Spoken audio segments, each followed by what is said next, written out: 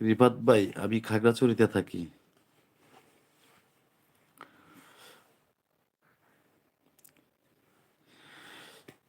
হোসেন ভাই, কতদিন আগে আসছিলেন আপনি খাগড়াছড়িতে, আলোটিলা গুহাতে? আলোটিলাতে কখন ঘুরে গেছেন?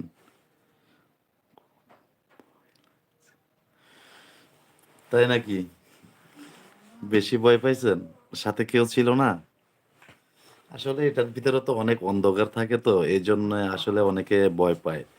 অনেকে আছে, দেখা গেছে এই বোম্বাতে এক ধরনের বাঁশের একটা বোম্বা থাকে, ওইটার ভিতরে আগুন জ্বালিয়ে তারপরে এটা নিয়ে ভিতরে ঢুকে। ঠিক আছে? আর যাদের সাহস আছে তারা তো মোবাইল লাইট দিয়েই দেখা গেছে এটার ভিতর দিয়ে প্রবেশ করে। বুঝছেন?